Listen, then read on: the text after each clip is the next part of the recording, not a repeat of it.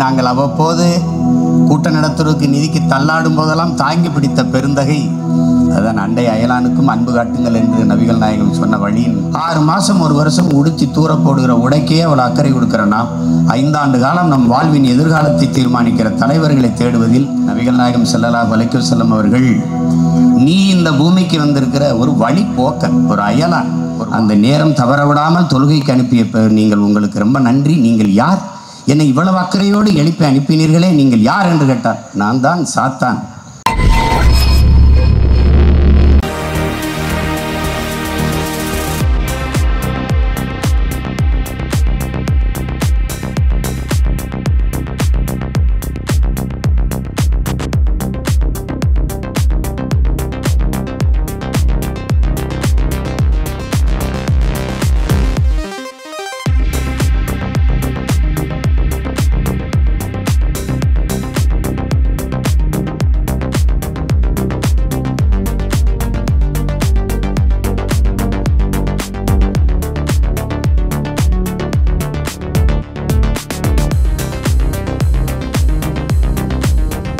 பெருமதிப்பிற்குரிய பெருமக்கள் பேரன்பு கொண்டு நமது அன்பு பிள்ளைகளை வாழ்த்த வந்திருக்கிறார்கள். அதிலும் நம் எல்லோருடைய பெருமதிப்பிற்கும் பேரன்பிற்கும் உரிய ஐயா ஜி.கே. வாசன் அவர்கள் வாழ்த்த வந்திருப்பது ஒரு தனிப்பெரும் சிறப்பு, மகிழ்ச்சி.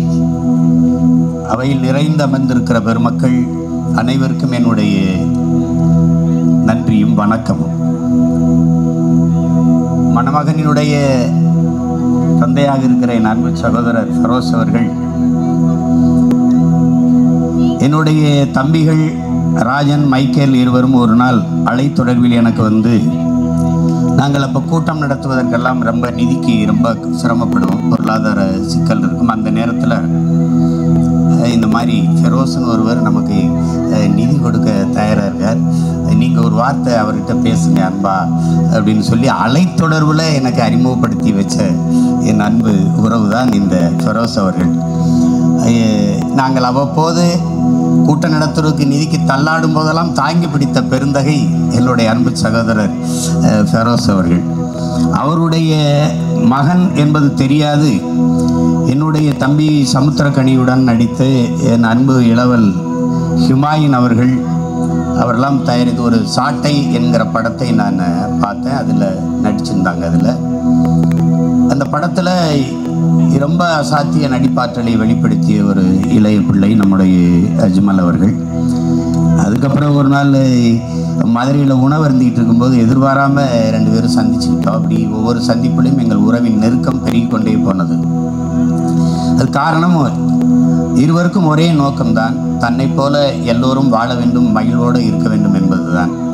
அதுதான் அண்டை அயலானுக்கும் அன்பு காட்டுங்கள் என்று நபிகள் நாயகம் சொன்ன வழியின் நடப்பதாலேயே அவரும் நானும் ஒரு பேரன்பின் நெருக்கத்தில், பிணைப்பில், இணைப்பில் இன்று வரை நின்று கொண்டிருக்கிறோம்.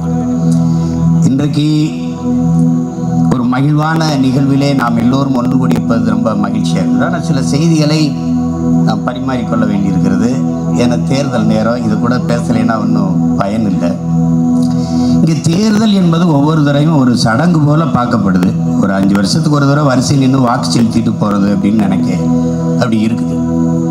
நமக்குள்ள ஒரு நகை கடைக்கு போனால், இந்த கடைக்கு போனால் நல்ல நகை கிடைக்கும்னு ஒரு தேடல் இருக்குது. இந்த கடைக்கு போனால் நல்ல சுவையான உணவு கிடைக்கும்னு ஒரு தேடல் இருக்குது. இந்த கடைக்கு போனால் நல்ல உடைகள் கிடைக்கும்னு ஒரு தேடல் இருக்குது. 6 மாதம் 1 வருஷம் உடுத்தி தூர போடுகிற உடைக்கே அவள் அக்கறை கொடுக்கிற நாம் 5 ஆண்டு காலம் நம் வாழ்வின் எதிர்காலத்தை தீர்மானிக்கிற தலைவர்களை தேடுவதில் நம்ம அவள் அக்கறை காட்டுவதில்லைங்கிறதான் இங்கே இருக்கிற பெரிய துயரமும் கொடுமை. அது இங்கே ஆழ்ந்து பார்க்க வேண்டியது இருக்குது. இங்கே என்னென்னா, வணங்குகிற சாமியை காப்பாற்றுவதற்கு பல கட்சிகள் இருக்குது, அதுக்காக போராடுது. நாம் வாழுகிற பூமியை காப்பாற்ற இங்கே யாருக்குமான அக்கறையும் இல்லை, அதுக்கான நோக்கமும் இல்லை. நீங்கள் வணங்குறதுக்கு 1 கோடி சாமி இருக்குது, ஆனால் வாழ்கிறதுக்கு ஒரே ஒரு பூமி தான் இருக்கிறது என்பதை கவனத்தில் எடுக்க தவறி விடுகிறார்கள். அதுதான் இங்கே இருக்க பிரச்சனை. நபிகள் நாயகம் ஸல்லல்லாஹு அலைஹி வஸல்லம் அவர்கள் நீ இந்த பூமிக்கு வந்திருக்கிற ஒரு வழி போக்கன், ஒரு அயலான், ஒரு வாடகை வீட்டுக்காரன், அவ்வளவுதான்.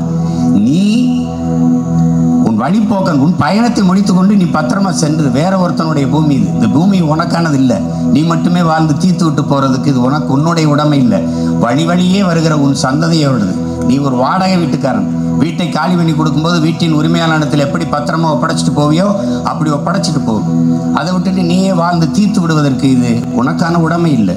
இது பல கோடிக்கணக்கான உயிரினங்களின் உடைமை இந்த உலகம், இந்த பூமி என்பதை நாம் என்றைக்கு புரிந்து கொள்கிறோமோ அன்றைக்கு அதை விடுத்து விட்டு வாழுகிற பூமியில் காற்று நஞ்சாயிருச்சு, இது தண்ணீர் நஞ்சாயிருச்சு, உணவு விஷமாயிருச்சு, நீங்கள் காற்றை சுவாசிக்கவில்லை, கந்தகத்தை சுவாசிக்கிறீர்கள் என்பதை மறந்துவிட்டு சந்திர மண்டலத்தில் மனிதன் குடியேற முடியுமா, அங்கு காற்று இருக்கா, அங்கு நீர் இருக்கா என்று தேடுவது என்பது மாதிரி ஒரு உலக பைத்தியக்காரத்தனம் ஒன்றுமே கிடையாது.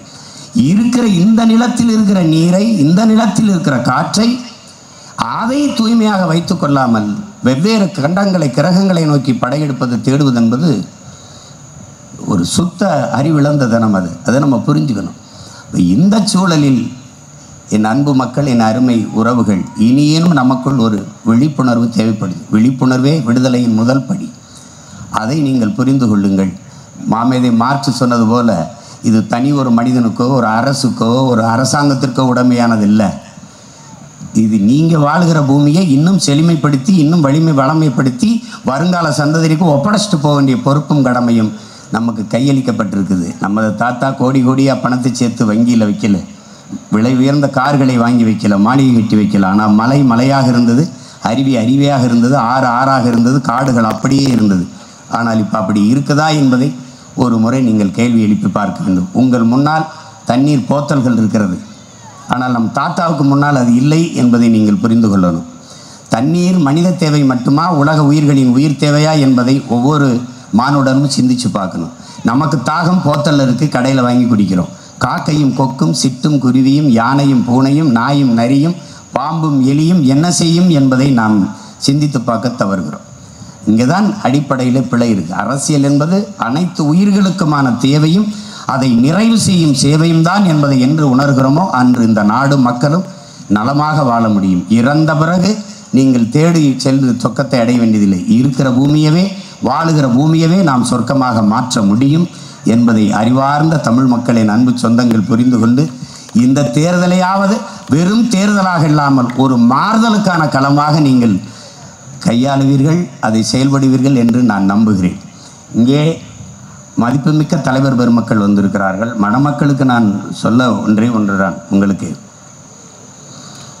ஒரு பெரியவர் 5 வேளை இறைக்கடமை ஆற்றுகிறவர், 5 வேளை தொழுபவர்.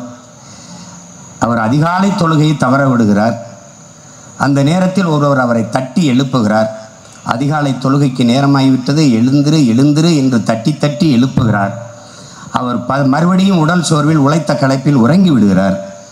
மறுபடியும் போயிட்டு வந்து திருப்பி அதே ஆள் தட்டி அவரை எழுப்புகிறது.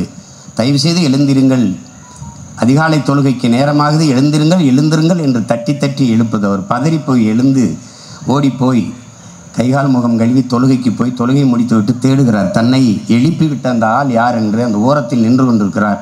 அவர்கிட்ட போய் என்னை அந்த நேரம் தவற விடாமல் தொழுகைக்கு அனுப்பிய நீங்கள், உங்களுக்கு ரொம்ப நன்றி, நீங்கள் யார், என்னை இவ்வளவு அக்கறையோடு எழுப்பி அனுப்பினீர்களே, நீங்கள் யார் என்று கேட்டார். நான் தான் சாத்தான், நீங்கள் ஏன் என்னை அனுப்புனீங்க அப்படின்னு. நீங்கள் 5வது வேளை அதிகாலை தொழுகை தவற விட்டால் நீங்கள் இறையச்சத்தோடு போய் உங்கள் இறைவனிடத்திலே அஞ்சி வேண்டுவீர்கள், தொழுவீர்கள். உங்கள் இறைவனோ அளவற்ற அருளாளன், கருணையாளன், உங்களுக்கு அளவு கடந்த அன்பை தந்து விடுவான். அது உங்களுக்கு கிடைத்து விடக்கூடாது என்பதற்காகவே நான் உங்களை சரியான நேரத்தில் எழுப்பி அனுப்பினேன் என்று அந்த சாத்தான் சொல்லுது. அப்படி இந்த நாட்டுக்கு மக்களுக்கும் ஒரு நல்லதும் நடந்து விடக்கூடாது என்று பல சாத்தான்கள் நம்மளை தட்டி எழுப்பி கொண்டிருக்கிறது என்பதை அறிவார்ந்த தமிழ் சமூக மக்கள் புரிந்து கொள்ள வேண்டும் என்பது எனது அன்பும் வேண்டுகோளும். அந்த மாதிரி இல்லாது நீங்கள் எப்போதுமே விழிப்புணர்வோடு இருக்க வேண்டும் என்பது எனது வேண்டுகோள். நபிகள் நாயகம் ஸல்லல்லாஹு அலைஹி வஸல்லம் அவர்கள் ஒரு நல்ல தகப்பன், தாய் என்பது கடமை. பிள்ளைகளுக்கு நல்ல கல்வியும் ஒழுக்கத்தையும் கொடுத்து செல்வது தான், செல்வத்தை கொடுத்து செல்வதில்லை. அப்படி இனிய இல்லறம் ஏற்கிற இந்த இணையர்கள் தம்பி அஜ்மல், சஹானி ஆகியோர் அவர்கள் பிள்ளைகளுக்கு நல்ல கல்வியும் ஒழுக்கத்தையும் கொடுத்து அந்த நபிகளின் வழி நின்று வாழ வேண்டும் என்பது என்னுடைய அன்பும் வாழ்த்துக்களும்.